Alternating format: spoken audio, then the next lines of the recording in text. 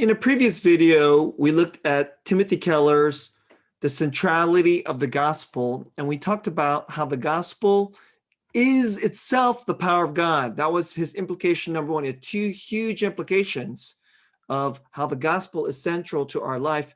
In this one, let's look at the second implication, the sufficiency of the gospel. So let's go there, okay? So this is Keller's The Centrality of the Gospel. And we looked at implications and applications.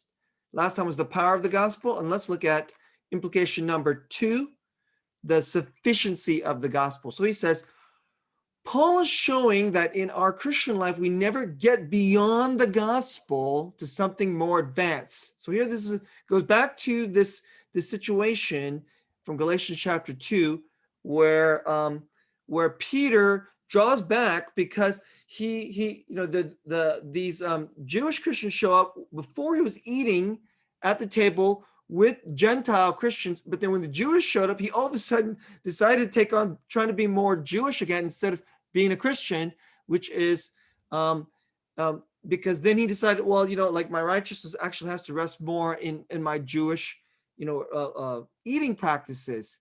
And so then Paul gets into his face over that. And so Paul is showing that in our Christian life, we never get beyond the gospel to something more advanced. And the first thing I just want to say about this is so often too much of the way Christians think. And there's so many churches today where this is kind of the basic mode. They may not exactly say it this way, but the gospel is kind of a kid's message, or it's only for the beginners. But somehow then you go through this, and then we're going to go through a series of works, and that's going to make us into more advanced, more righteous Christians. And I think it's deeply wrong biblically, and I think this paper is so important to show us this. So the gospel is not the first step in a stairway of truths. You go up and up. Rather, it is more like the hub in a wheel of truths. So the gospel is not just the ABCs, but the A to Z of Christianity. So if it's a hub of a wheel, that means it's like the central, and there's a bunch of other truths come out of that hub, but you're always coming back to the gospel. It's the center of the wheel. Or it is not the ABC, but to the A to Z of Christianity. If you're a leader in our church, I would love for you to memorize this phrase right here. The gospel is not the first step in a stairway of truths. Rather, it is more like a hub. The gospel is not just the ABCs, but the A to Z of Christianity. The gospel is not the minimum required doctrine necessary to enter the kingdom, but the way to make all progress in the kingdom. We are not justified by the gospel and then sanctified by obedience. See, it's like your obedience is what's changing. It's actually the gospel that's changing you. So it doesn't mean there's not obedience, but there's a real you have to really deeply understand, what is it that's changing you? Is it you and your works in your obeying? That's what's changing you? Or there's something of the power of God himself through the gospel in your believing, connecting you into the very life, the resurrection life which defeated sin and death, that is really changing you. See, is it God's power or God's life changing you, or it's you that's changing you, right? Rather, the gospel is the way we grow and are renewed. It is the solution to each problem, the key to each closed door, the power to take us through every barrier.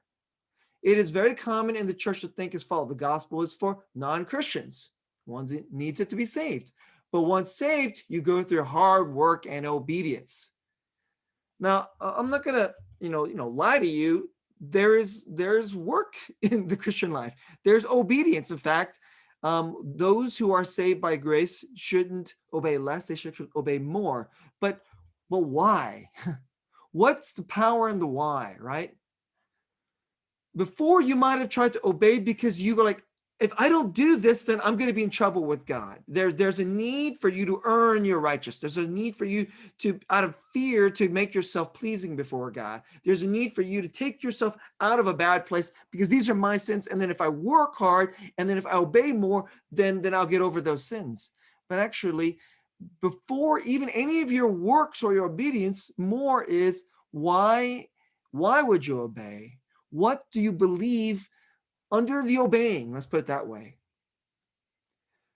Colossians 1:6 shows that this is a mistake. Both confession and hard work that is not arising from and in line with the gospel will not sanctify you. It doesn't change you. It doesn't make you more holy.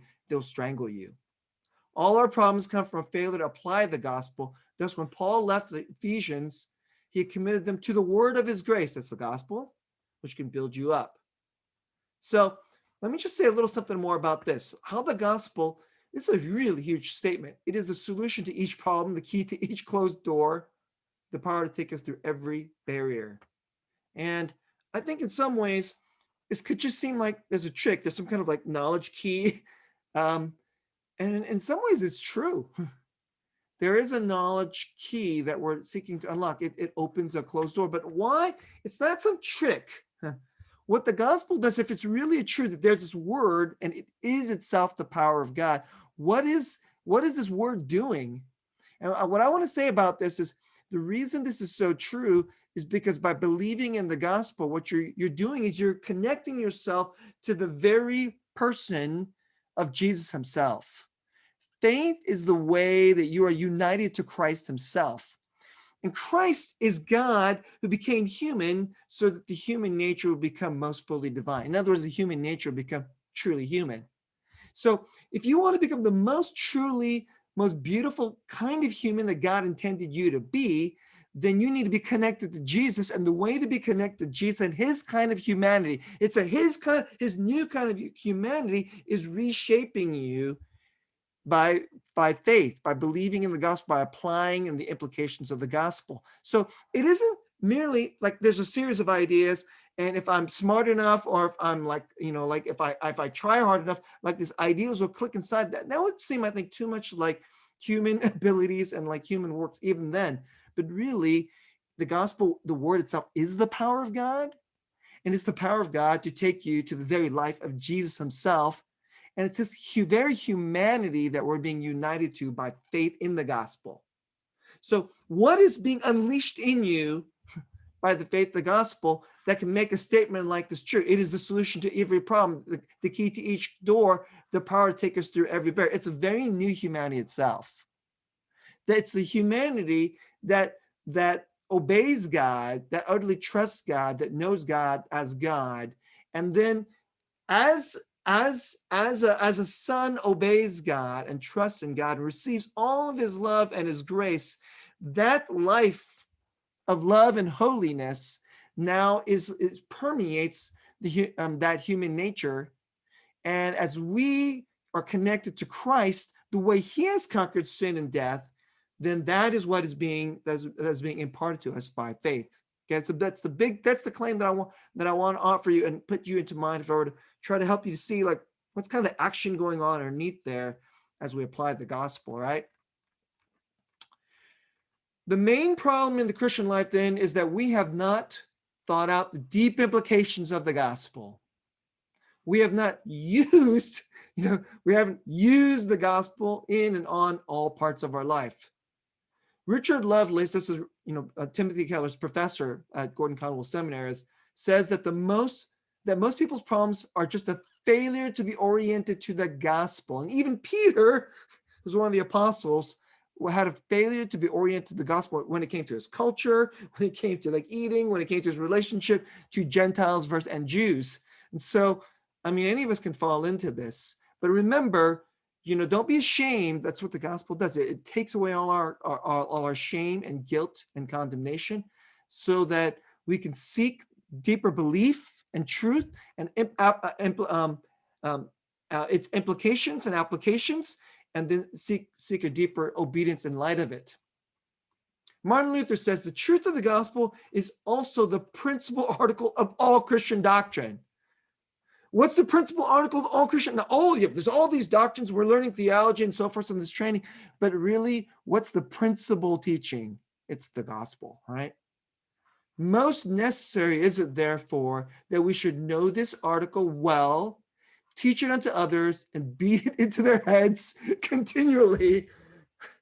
That's very Luther. And that was basically Luther's ministry method, and it changed the world. And I want you to think through that.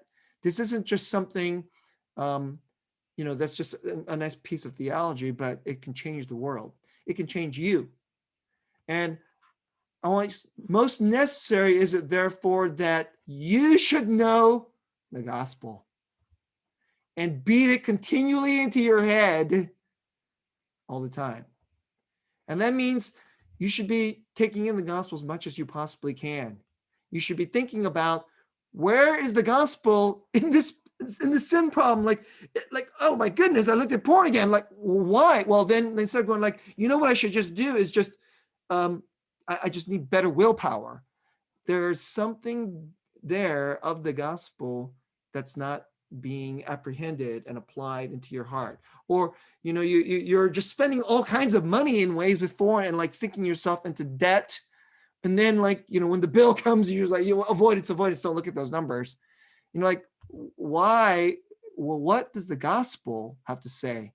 And it's so important that we beat it into our heads continually until the part of it that really resonates with our money issues, or with our lust issues, or with our sinful fantasies, or with our avoidance problems, or with all our fears and cowardliness, these kinds of things, right? The gospel is not easily comprehended.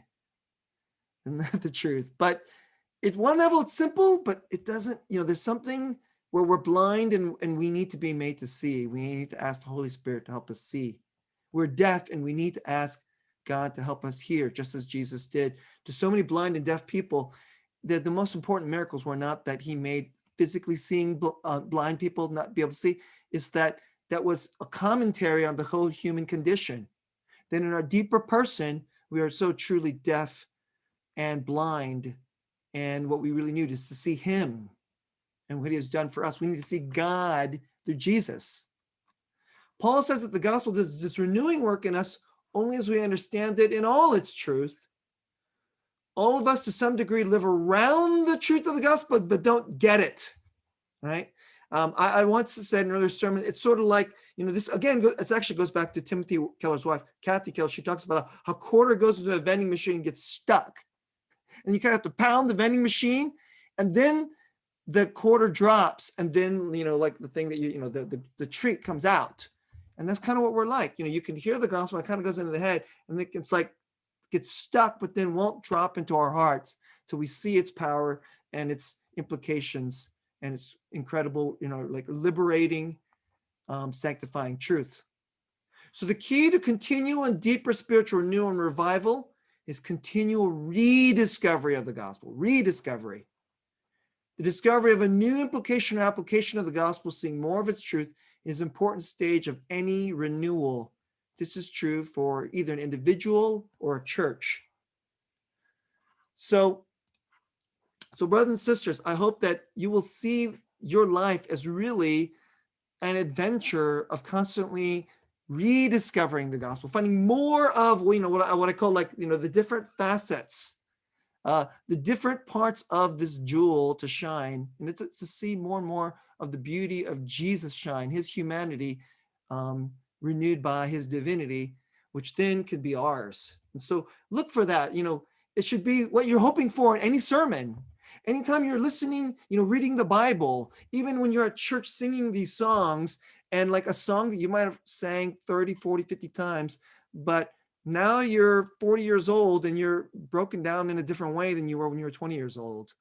And now the song will speak differently to you, and you'll see Jesus differently to you. I hope this makes your growth in sanctification, your Christian life, more something exciting and adventurous, and you can see all the more how much it is by grace and from God.